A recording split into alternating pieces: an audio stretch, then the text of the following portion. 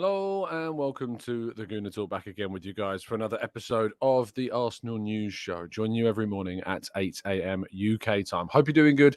Hope you're doing well. Thank you, as always, for making this a part of your morning routines. It is very much appreciated.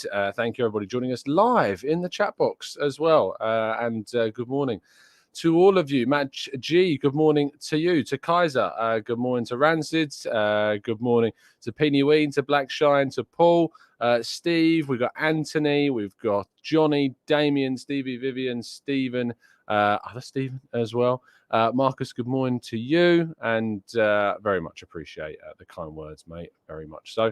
The family is doing okay, Blackshine. Thank you so much for asking. Corrada, thank you. Good morning to you. To Harrison, good morning to Alpha, Carl, Gary, Red Star, good morning. To James and Josanne, Colin and Ray, and plenty more of you guys as well that are jumping into the chat box. Really appreciate your time as always. Let's crack on with today's stories, shall we, and not waste any further time.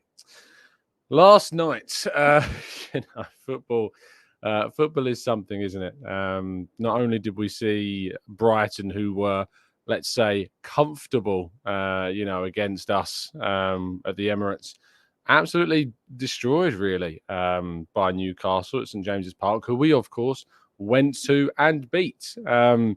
Football's a strange game, and Brighton's lineup certainly wasn't the same as it was when it played against Arsenal. And McAllister was on the bench, and Undav was starting, and I think Colwill wasn't playing, and they made a few changes to their team from the Arsenal game. But yeah, it's such a strange game, and despite looking so good and having one of the best away performances of the season, they go to Newcastle and lose. Not only that, but if you didn't watch the League One playoff semi-final between Sheffield Wednesday and Peterborough last night, that was an amazing spectacle to see aside from 4-0 down, come back to score 4.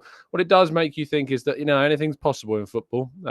So that's why Arsenal will go to Forest looking to win, to keep their title hopes, ever so little percentage that exist, still alive, before, of course, City play Chelsea a little bit later on the following afternoon. So yes, very, very interesting indeed. Let's see what happens. But it's crazy times. Not only that, but West Ham United reached the UEFA Conference League final. Declan Rice, of course, part of that squad. There was a lot of chaos at the final whistle, actually, with RZ Alkmaar fans basically like breaking into the hospitality section, which contained a lot of the players' families, hence the outrage and the scenes that we saw after the game. But speaking purely on a football level, you got to say fair play to West Ham. It's been a relegation battle this season. They can potentially still qualify for the Europa League if they beat, is it Basel, I think, the UEFA Europa Conference League, which has produced, I think overall, when you look at the teams that are mainly involved in these competitions that don't have... Oh, sorry, it's Fiorentina. Fiorentina went through, won 3-1 on the night. So, yeah, that's going to be tough. It's going to be a tough game. They are my Italian team as well, so I'll be backing them, certainly, to win that. But I think what we've seen is some opportunities for sides who don't necessarily have the most pedigree in European football able to go into these tournaments and potentially get themselves a European trophy. So, fair play to these teams. Yes, it's not as big of a spectacle as previous sides. And the side that won it last year, which was Roma, are now in the Europa League final against no prizes for guessing who they're up against. They're up against Sevilla, who, whether without or with Unai Emery, just have an amazing record in that competition and could win themselves yet another title as well. Now, moving more into Arsenal-related news, and Arteta has been nominated for the manager of the season alongside Roberto De Zerbi, Unai Emery, Marco Silva, Eddie Howe, and Pep Guardiola. I am shocked that Gary O'Neill is not in there over Marco Silva, to be honest. What he has done as a coach at Bournemouth, I think, has been absolutely fantastic and deserves to be in there over Marco Silva for me. But I think that the award will most likely, if Man City win the league, go, of course, to Pep Guardiola.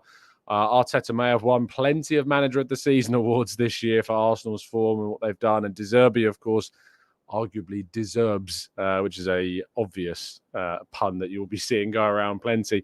I think also a lot of credit as well. And Unai Emery has had a great season with Aston Villa, and Eddie Howe has done brilliant things for Newcastle. But I think we know that Pep, should he win the league, is going to win Manager of the Season.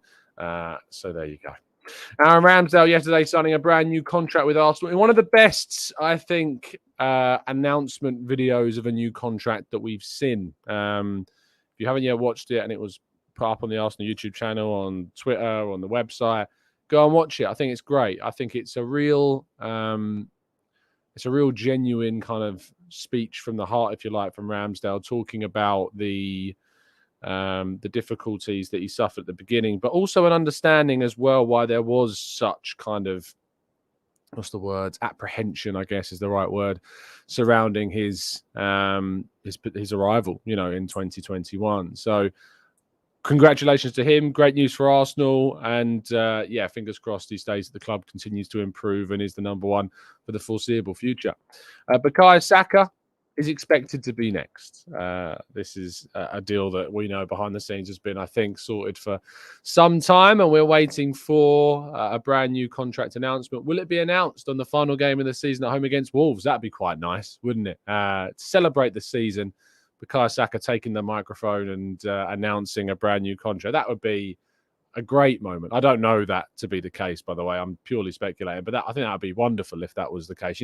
Whilst the season may not end the way that we want, a game where I'm going to be there and a lot of fans are going to be there to kind of, say thank you to the team for the season that we've had, which has been an amazing campaign, filled with highs, lows, some amazing moments. Probably the best season that I remember enjoying the most for the majority of my lifetime. And I know for those that are older than me will have plenty of seasons that they remember a lot more fondly than this one. But for those that are of the younger age amongst us, this season has been, one of the best. And I think to cap it off with Bukayo Saka announcing his new contract would be a great moment. So hopefully that's something that maybe can happen. I think that would be wonderful. Absolutely wonderful. Now, Charlie Patino, in terms of his clause and his potential exit from Arsenal, we know that the player has been linked with a move away from the club this summer, unsurprisingly so.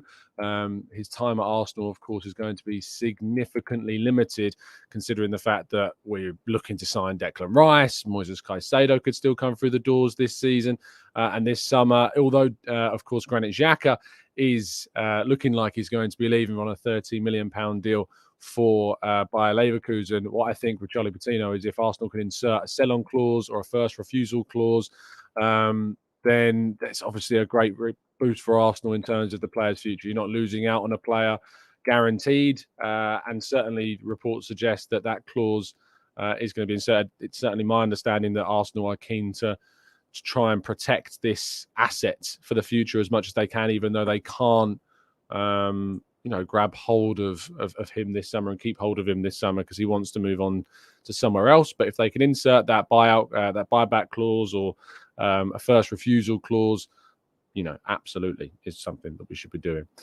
Players potentially staying at the club, though. William Saliba. The question marks linger around the French defender, with Saka signing very soon, we hope, and Ramsdale having now been announced, and Gabriel this season having been extended his contract as well.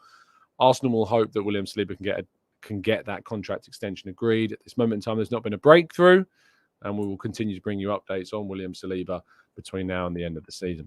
Now, moving on to a couple of brief transfer lines. In fact, just the one beyond what we mentioned with Rice earlier on. It's got a little bit quiet, on the transfer front. Usually we have 3 or 4 stories, but today it's just the one. Arsenal is said to be tracking Freiburg and Germany youngster Noah Darvich, who is a player that I know nothing about. He's only 16 years of age, but he plays for Freiburg's under-17s. And in the under-17 Bundesliga South-Southwest, he scored 5 goals and 3 assists in 8 games from midfield. So that's looking back at the season. He's got a promotion to the under-19s as well. And he's playing for Germany's under-17 side as well, where he's got 3 goals in 10 matches. Clearly highly rated, and according to Caught Offside, Arsenal is said to have an interest in him as well. So hopefully, if he is good enough, Arsenal are able to get the business done and sign another talented youngster up to the club. Otherwise, Chelsea will be along to snap him up at some point, I'm sure.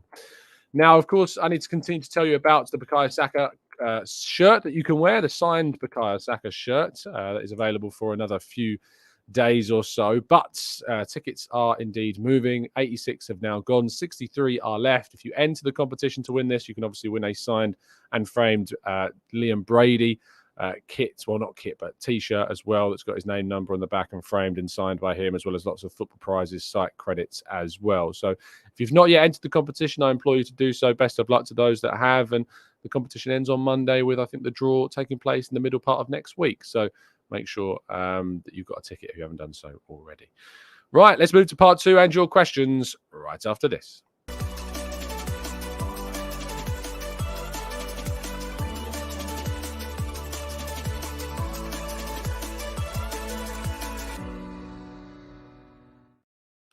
Lovely stuff. Let's jump into the chat box then and take some of your questions. Joel says, Tom, do you think Balogun will be kept by American owners to raise shirt sales in the US, especially after he has decided to join the US men's national team? I don't actually think that Arsenal have ever wanted to lose Balogun.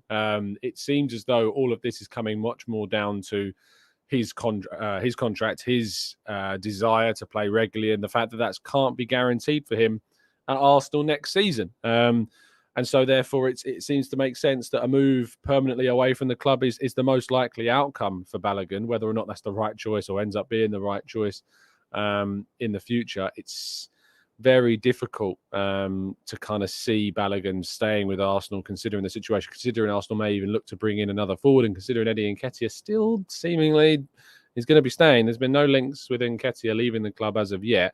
That could change, and things change very, very quickly. But we'll have to wait and see.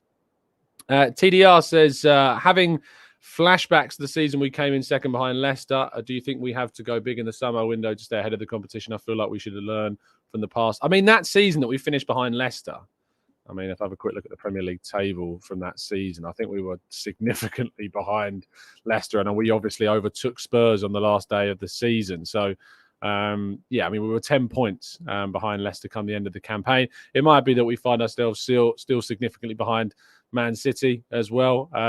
But we had 71 points that season. Arsenal will end up with hopefully 87, which is the same amount of points they won during their double winning season in 2002. So you can't say that obviously Arsenal haven't not been able to progress a lot since then. I don't think there are actually that many parallels at all with that season whatsoever, just in terms of the position that we ultimately ended up finishing in this season. Manu says, loving your content on Spotify lately. Question on English football in general, but why don't we see more megaphone chants after games? Remember Saliba at Saint Etienne?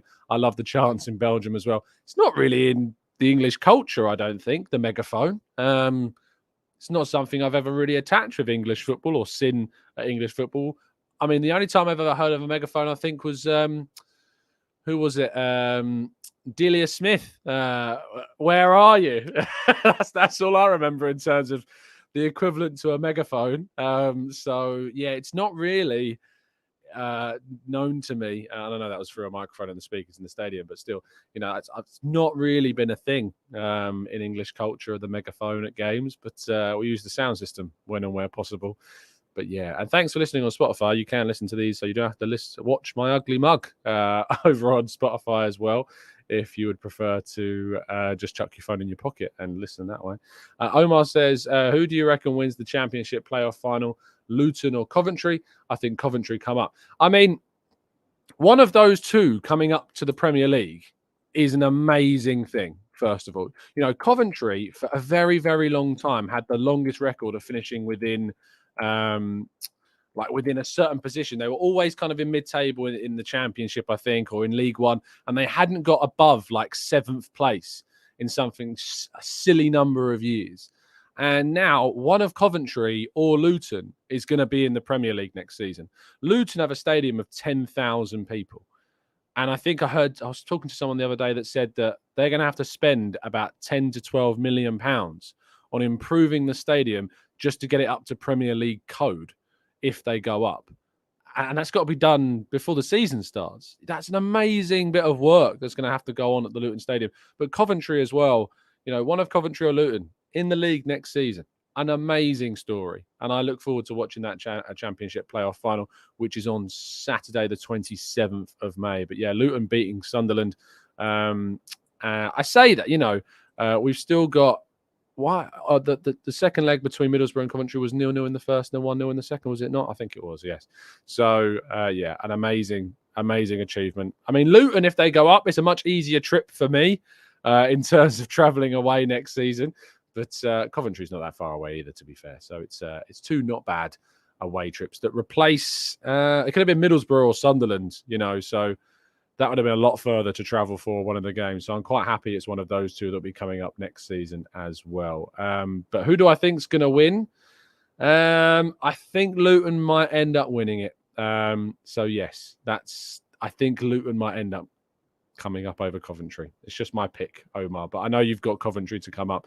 I'm going to go for Luton in that game. Maggie says Brighton have conceded 9 goals in 3 games. Is Caicedo rubbish? Whispers. I know he's not. I'm just being petty. I think they've lost a lot of their defensive unit. Actually, I think Van Heck came in against Newcastle. They've lost Webster.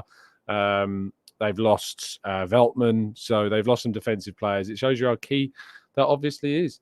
So there you go. Paul says, Nwaneri scored for England's under-17s last night against Croatia. He's scoring for fun. Should he be fully integrated into the first-team squad? He seems like a bit like Bellingham. He's not actually broken into the under-21s all that often yet, Paul. He's still been playing a lot in the under-18s. I think, obviously, that's the next step for him, but we need to make sure that we've got him signed up to that contract, and continually he is linked with moves away from the club. So Arsenal will hope that he signs that new deal and we keep a very talented young player at the club for the future.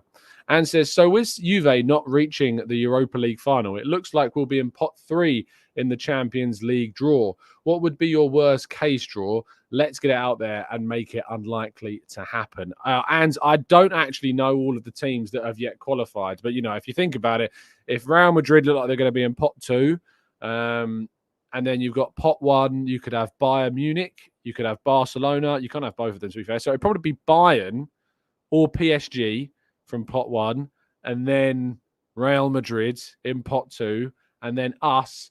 And then I'm trying to think who would be in pot 4. Maybe Salzburg. I don't know if Salzburg would end up being in pot 4, but probably they might be in pot 3, actually. But yeah, potentially someone like them, a really good side at the top of one of the leagues. Club Brugge have been very good. I don't know what the Belgian league even looks like at the moment. Belgian Super League. I know Manu's going to be going mad in the chat box at me now. Belgian Pro League. Have a quick look. Who's top? Well, Ghent look like they are. Where the hell where's Club Brugge? Oh, hold on. Championship round. Regular season. Here we go. Bruges are doing terrible. It looks like Antwerp are going to be in the Champions League next season, who are doing very, very well in the Championship round. So there you go. Very interesting indeed. God, I don't know this Conference League player. They do Conference League playoffs as well. The Belgian League and how it ends is crazy, Manu. You have to tell me how this works. It's kind of mad. And there you go. You guys have to come visit me in Belgium. Having your captain hype up the crowd after the game when you beat your rival is amazing. Yeah, I bet it is. Martin says, Lynn, this is my gripe with Arteta. Tierney comes in rather than tweak the system to accommodate him. He expects Tierney to be playing the Zinchenko role. Tactically, it's one-dimensional. I mean, in fairness, Martin, Pep Guardiola did go on record ever so recently and say that Kyle Walker wouldn't be getting selected because he simply cannot play the role that he wants him to. So I don't think necessarily you can call Pep Guardiola tactically one-dimensional in that sense. He usually plays Walker when he's going up against a really fast winger like a Vinicius or a Gabriel Martinelli. So one-dimensional, maybe. But I think that it's more on Tierney ultimately just not fitting the system. You can't tailor your back four just for a new player coming in that sense, because when we obviously have Zinchenko and we play the way we have with Zinchenko, we are so much better. And that's why that when Tierney did come in for certain periods of the season, we still won games.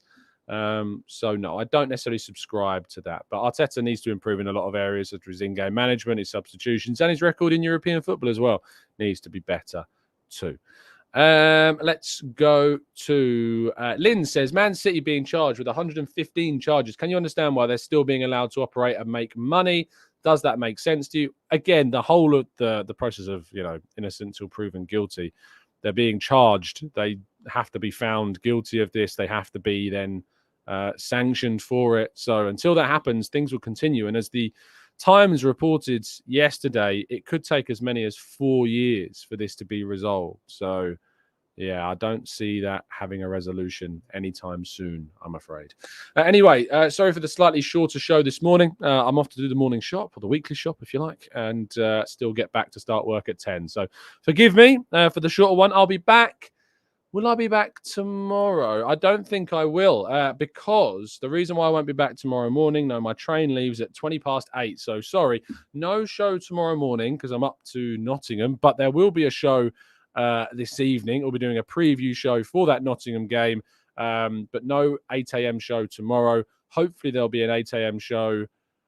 Actually, I don't think there's going to be one on Sunday either. What I might do is be able to pre-record something to go out after the game against Forest. I might pre-record my thoughts and again put that out on Sunday morning, but I'll be travelling back from Nottingham on the Sunday as well. So it may be after tonight's preview show, a weekend before I get to speak to you in the chat box again. We might be able to reconvene on Monday, but it's a hectic weekend that we've got because I used to live in Nottingham for 3 years. So I'm heading up there early to see a couple of friends before the game and then staying with a couple of friends after the game as well. And then on Sunday, I've got a Muslim stag do, which is something I've not. It's going to be a very new experience for me, of course, because my good friend doesn't drink, being Muslim. So it's going to be an interesting one. I've never been on a stag do where I've not drunk before, but I'm going to embrace it and I'm going to enjoy it. And I look forward to the wedding in a few weeks' time as well. So, yeah, very, very, very excited for that. But thank you so much, everybody, for tuning in. Really appreciate your time. And, yeah, drop a like on the video. Subscribe to the channel if you're new. And as always, up the Arsenal.